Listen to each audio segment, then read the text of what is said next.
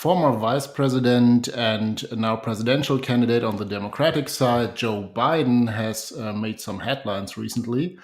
So he didn't yet publish any energy or climate policy, but in a Reuters story, there was some hints by his advisors about potentially leaving natural gas and nuclear power on the table, in the realm of his energy policy.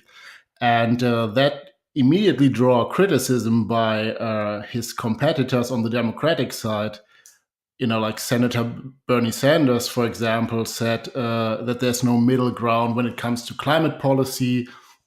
And Alexandria Ocasio-Cortez, who is not a competitor in the presidential race, I think, but who made, of course, this Green New Deal proposal in Congress, said there's no middle ground with climate denial and delay. So Joe Biden hasn't even made any concrete proposals yet, but immediately he was criticized for not being radical enough. And so this kind of criticism by other politicians and green advocates made him go to Twitter and tweet, quote, "I'm proud to have been one of the first to introduce climate change legislation. What I fought for in 1986 is more important than ever. Climate change is an existential threat now, today." And then he followed up, "We need policies that reflect this urgency. I'll have more specifics on how America can lead on climate in the coming weeks." So the way the story was built is that Joe Biden is sort of a moderate, having a middle ground policy, like the Obama era regulations, which I personally, of course, found very radical. The war on coal and barrage of regulations that threaten not only coal but also natural gas and oil, of course.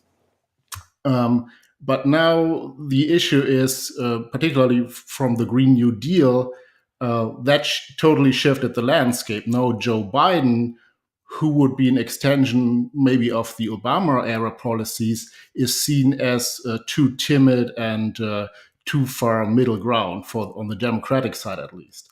And I think that's, and of course the Greens also asserted that, okay, natural gas can't be a thing. I think it was actually Michael Mann, the climate scientist, who said something like, okay, fossil fuels created this problem and they can't be part of the solution.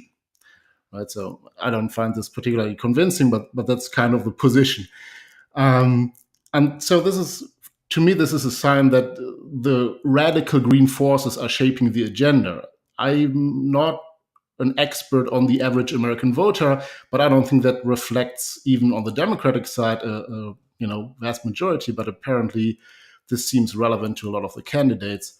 And one big danger I see, so Biden is sort of a front-runner candidate who is seen as having good chances in the general election, in part because he's not as radical as Sanders or O'Rourke or Inslee or other candidates on the Democratic side. But he might not make it through the primary in the Democratic Party because he's not radical enough. So this is sort of a problem. This is sort of a puzzle for him to solve.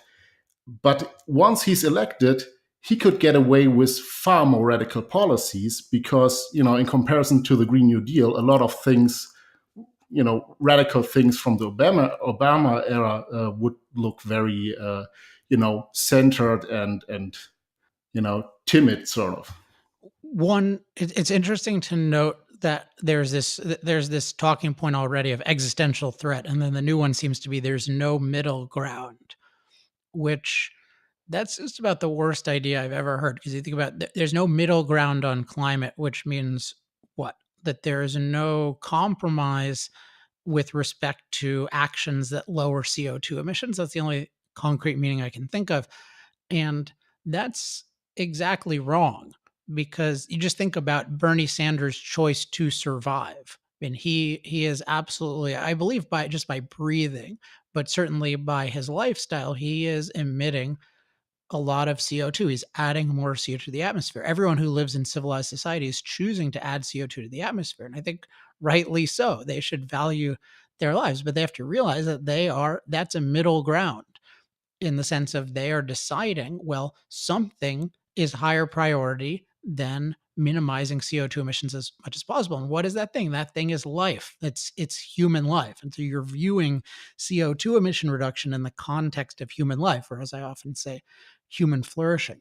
And but thus to say, no, this is the only, to say there's no middle ground means that this is the principle that we will not compromise this. And then that means this is our standard, where our ultimate standard of what's a good action or a bad action or a good policy or bad policy is how much it reduces CO2 emissions. And if that's the case, then mass human death is by far the most efficient thing. And then second to that is a kind of energy policy that doesn't take into account human life, because it's focused on reducing emissions at all costs.